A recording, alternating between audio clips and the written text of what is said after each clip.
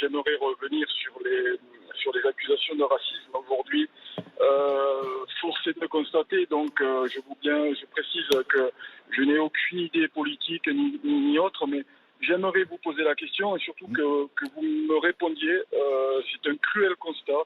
Aujourd'hui, nous, sur des unités d'interpellation, donc nous intervenons quand des crimes ou des délits ont été commis, des infractions commises, donc qu'on soit bien d'accord sur des gens qui ont commis des délits.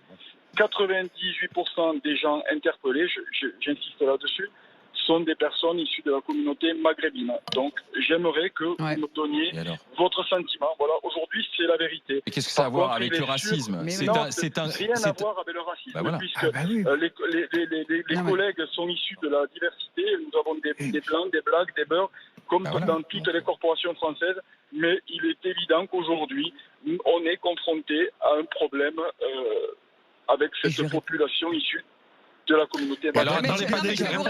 Je vais vous répondre. Mais vous pointez un constat qui est du ressort de la société et qui finalement ne devrait pas impacter la police. Parce que si on réglait un certain nombre de problèmes, vous savez très bien que le trafic de stupéfiants est aussi une facilité de l'État pour gérer un certain nombre de problèmes sociaux. Vous connaissez la manière dont on reloge les gens. Vous savez que les ghettos, depuis 40 ans, on en parle, mais on fait rien. Vous savez que les discriminations sont 3 fois plus importantes dans ces quartiers qu'ailleurs.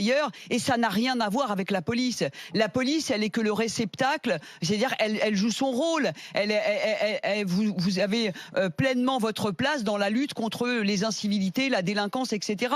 Maintenant qu'en face, il y a factuellement un vrai constat qui est qu'il y a une délinquance plus importante chez des gens qui sont extrêmement pauvres, entre eux, communautarisés, etc. C'est un fait. Mais quand on l'a dit, personne ne propose de solution. Et la police, comme l'école, sont des pansements, sont des roues de secours dans cet État qui, depuis 40 ans, ne règle rien. Donc, évidemment, on balance des drogues politiques, des dispositifs, et ça ne change rien.